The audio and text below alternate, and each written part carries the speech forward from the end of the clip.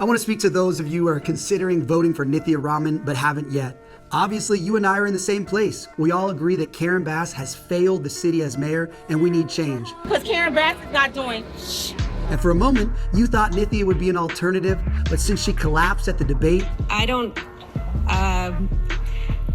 I'm not sure how to respond. And she's run a very weak campaign. She's doing live streams with the hateful, radical anti-Semite Hassan Piker, who believes we deserve 9/11. 2024 Anti-Semite of the Year top 10 finalist, Hassan Piker. Yeah, I think I have become more aware of these issues over my time on city council. Kill them. Kill those motherfuckers and murder those motherfuckers in the street. Let the streets soak in their fucking red capitalist bloods, dude. Mr. Piker is anti-American, anti-women, anti-Western, and anti-Semitic. No Democrats should engage him. All should seek to push him to the fringe where he belongs. That's why I got engaged on this issue. It is Piker who said that America deserved 9/11. Yeah, I do believe that. About right now, you've accepted the reality that she's not going to advance past the runoff. At this point, voting for Nithya is a wasted vote. It's me versus Karen. It's change versus more of the same. More homeless drug addicts in front of your schools, more animals being tortured and killed on the streets and in her city shelters, more empty reservoirs when the wildfires hit, more potholes, more of your favorite restaurants going out of business, no new housing getting built. You can either vote for me to change all that insanity, or you can see Karen Bass visit more destruction on our city, and you can watch your social group erode as your friends move to Nashville or Miami or Austin. It's no longer a question about me or Nithya or Karen. Nithya has no path to victory now. It's me versus Karen. A vote for Nithya right now is a vote for Karen. For some of you, Nithya's pedigree as an academic seemed appealing. Maybe we do need someone who's never lived here before, an outsider with an East Coast degree to come rewrite the city. Some of you may not know that I earned a political science degree right here in LA from USC. I'd show it to you, but it burned up in the Palisades fire. But I assure you, I got it. I don't brag about my credentials from my prestigious university because I think credentialism is uncouth. And what matters more is the capacity to get things done. Clearly, Nithya doesn't have that in her. We can all agree on that, at least in the fact her entire campaign is predicated on the fact that she can't get anything done. She talks about the city being broken, but she's been in city leadership for 6 years and failed to do anything. She is incredibly unpopular in her own district. She's not managed to accomplish anything in city council, and she's been the chair of the Homelessness and Housing Committee for years. She's literally the one in charge of homelessness in LA. How's she doing, folks? Look around. All of us know Nithya doesn't have it in her. She's already confessed that she's going to quit politics entirely after she loses in the primary, and her campaign has been deeply unserious about the major problems all of us face in the city. Definitely, this has gone far beyond what I expected the campaign to be about. I, again, thought it would be about bike lanes and management of the Department of Transportation.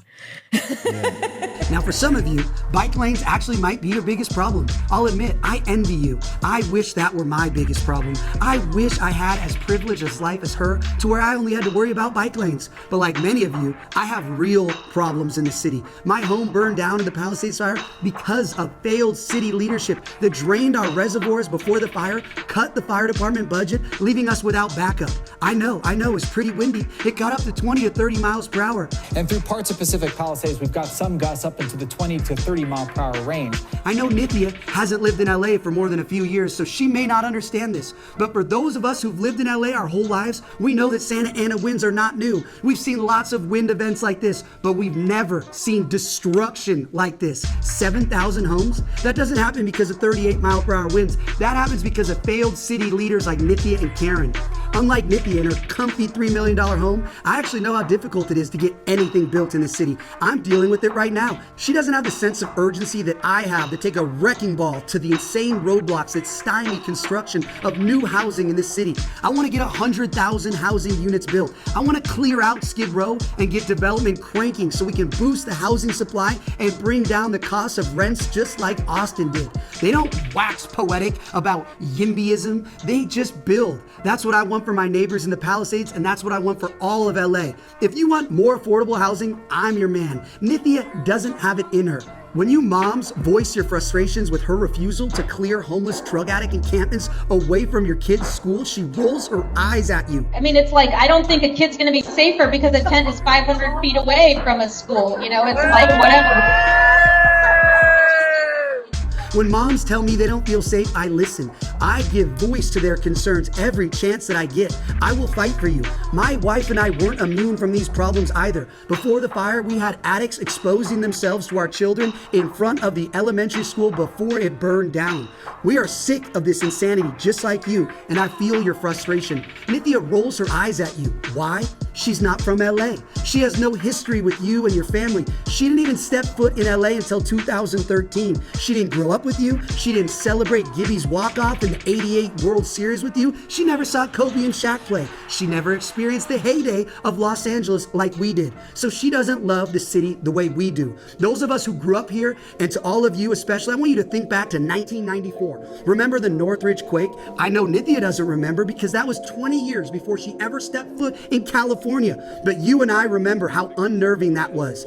I want you to picture that early January morning when your house felt like it was shaking off the foundation, when the power finally came on and you saw the horrific images of apartments collapse on top of cars, roadways cut off. Can you picture it?